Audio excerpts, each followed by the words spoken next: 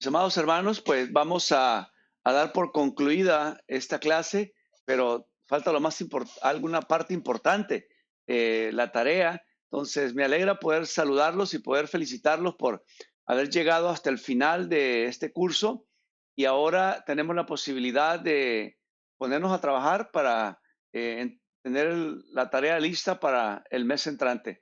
Y tenemos al Padre Armando que nos va a dar indicaciones para poder hacer la tarea y cuál es el procedimiento. Padre, bienvenido. Muy bien. Tocayo, perfecto. Hace ratito me preguntabas que cuál iba a ser la tarea, entonces yo tenía que pensar un poco y ya tengo más o menos una solución. Vamos a dejar una tarea de 2 temas que corresponden a este aspecto del Evangelio de Marcos como propuesta evangelizadora. Marcos evangelizador.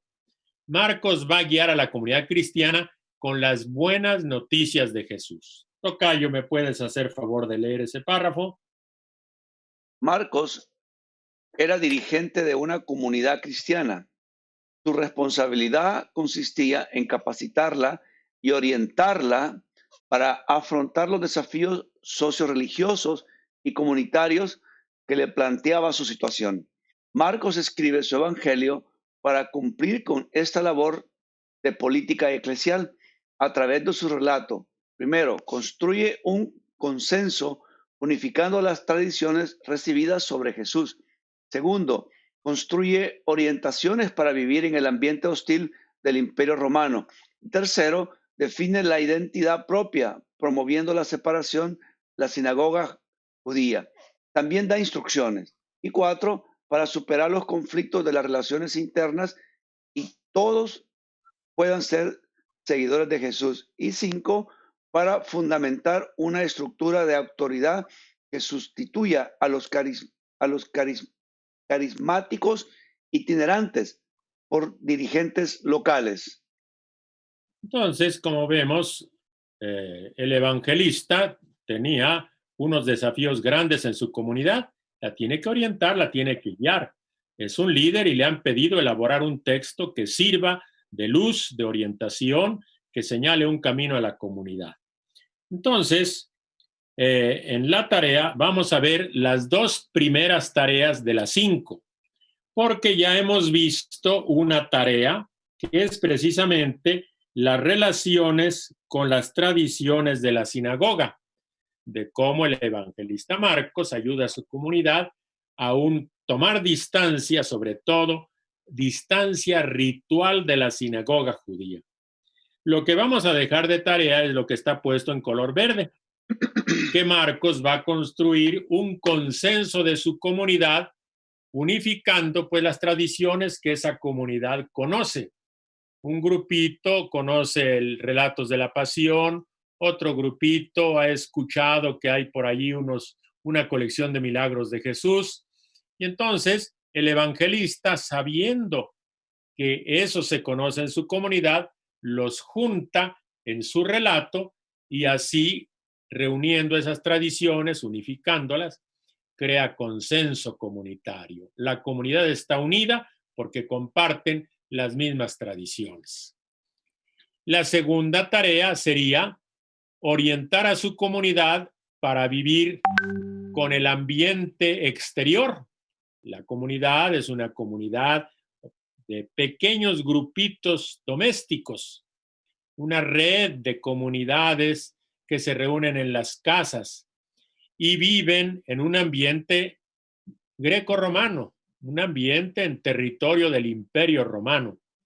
Y el Imperio Romano pues era muy hostil a cualquiera que no compartía sus convicciones y sobre todo sus convicciones religiosas. Los veía siempre con sospecha. Por lo tanto, el evangelista tiene que ayudar a su comunidad a relacionarse con la sociedad en medio de la cual vive. Entonces, estos son los 2 temas que vamos a trabajar de tarea. El primer tema, entonces, vamos a mostrarlo, es Marcos construye un consenso comunitario unificando las tradiciones sobre Jesús. ¿Y cómo lo va a hacer? efectivamente, vamos a ver que su comunidad conoce tradiciones sobre la pasión de Jesús, conoce tradiciones sobre los milagros de Jesús. Entonces él tiene que enlazar las dos cosas. La tradición de los milagros nos va a presentar un Jesús todopoderoso. El relato de la pasión nos va a presentar un Jesús pues realmente sufriente, un Jesús en la debilidad. Entonces tiene que balancear estas dos imágenes de Jesús y balancearlas bien. Y eso lo hace escribiendo esa narración. Y con esta narración, pues, va a legitimar tanto la tradición de los milagros como la tradición de la pasión de Jesús. Ese sería el tema 16. Vamos a ver el otro tema que vamos a trabajar, es precisamente cómo Marcos orienta a la comunidad para vivir en un imperio, en el imperio, que es un imperio violento y excluyente. Entonces, los cristianos no viven encerrados en su casa como nosotros hemos estado viviendo en estos días. Los cristianos no estaban enclaustrados ni se habían ido al desierto. Vivían e interactuaban con la gente de las pequeñas poblaciones o pequeñas ciudades donde vivían. Y esas gentes, pues lógicamente seguían las costumbres, las leyes, las tradiciones y las religiones del imperio. Entonces hay que aprender a vivir en medio de ese mundo imperial. Entonces lo primero que hay que tomar distancia y tomar conciencia de lo que significa es que el imperio era dominado en ese tiempo por una dinastía, los Césares Flavios, Flavio Vespasiano, Flavio Tito y Flavio Domiciano. Entonces, estos Césares eran las figuras más destacadas, las que mandaban, y entonces ellos habían extendido habían enviado a todas las regiones del imperio algunos mensajeros diciendo: aquí llegan las buenas noticias de los Césares. Y Marcos dice, hay que ponerle un contraste. Y vamos a componer las buenas noticias, no de los Césares, sino de Jesús. Y entonces va a presentar a Jesús como una contrafigura de los Césares romanos. Los Césares dicen una cosa, Jesús propone otra. Luego también, viviendo en el mundo del imperio, el imperio tenía un grande aparato de propaganda y con esa propaganda distribuía, ¿verdad? Extendía, le hacía publicidad a los mitos, diríamos, los mensajes que le convenía al imperio que la gente conociera. Y había creado varios mitos. El mito del imperio todopoderoso, el mito de que Roma trajo la paz romana, el mito de la victoria, el imperio siempre victorioso, el mito de la lealtad o de la fidelidad. Si uno es leal a Roma, fiel a Roma, es un fiel ciudadano romano, entonces le irá bien. Y además Roma es eterna. El evangelista Marcos va contradiciendo uno tras otro de esos mitos. Y entonces, con esto ya pintó su raya frente al imperio, pero como están viviendo en el imperio, tiene que hacer llevadera esa vida. Tiene que no crear demasiado ruido, demasiadas contradicciones, demasiado choque. Entonces, le propone a los cristianos una forma de vivir con una cierta, diríamos, estrategia que pudieran convivir con un pacto de no agresión. Los cristianos no se dejan agredir, pero los cristianos tampoco agreden, aunque sí se distinguen del imperio.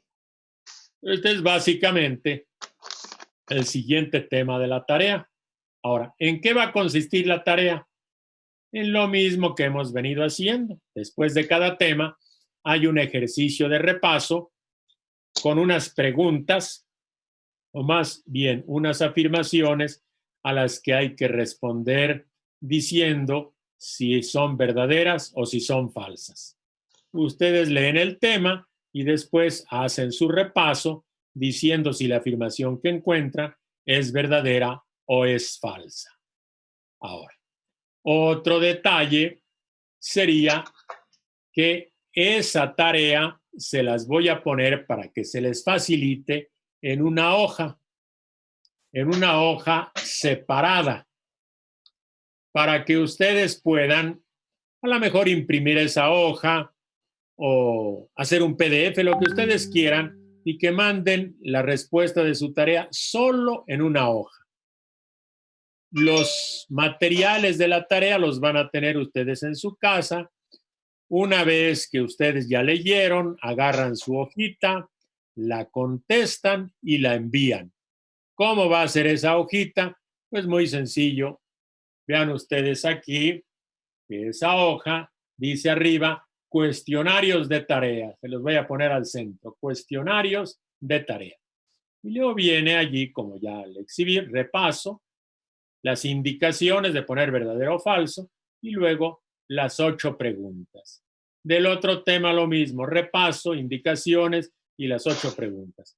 Creo que va a ser una tarea bastante sencilla, pero que exige que ustedes lean pues unas 7, 8 paginitas. A lo más van a ser como 7, 8 paginitas. Las leen y contestan su tarea y la envían. Bien, pues por mi parte, esto sería todo.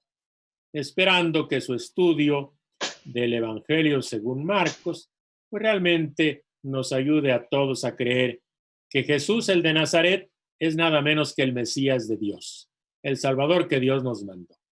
Y además es el Hijo de Dios, que sí tiene poder para salvarnos. Si lo seguimos y si vivimos como Él nos propuso, lógicamente tendremos vida.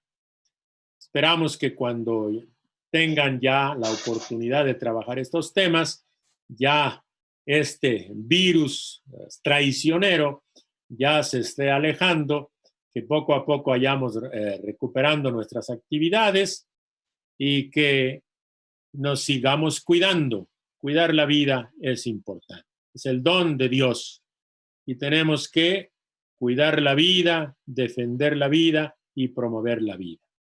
Con esto doy por concluido el curso. Tocayo.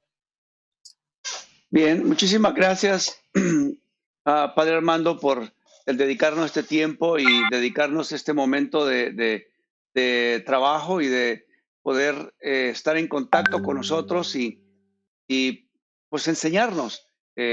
Seguimos entonces en comunicación. Por favor, sigan la tarea, háganosla llegar y puedan ver todos los módulos. Déjenos los comentarios allí en YouTube para ver preguntas, si hay preguntas para hacérselas llegar al Padre y si hay algo que necesitamos después en un futuro, una semana después de que hayan visto sus módulos, dar alguna respuesta, les haremos llegar la información si hay necesidad para hacer quizás una presentación con el Padre en su momento. Pero por lo más, hermanos, gracias. Un abrazo a la distancia. Que Dios me los bendiga. Cuídense. Estamos en contacto y en comunicación. Que Dios les dé la fuerza. Que Dios les dé la fuerza y ayude a mantenernos seguros. Porque los quiero ver y los queremos abrazar cuando nos veamos. ¿Ok? Así. Dios me los bendiga. Así.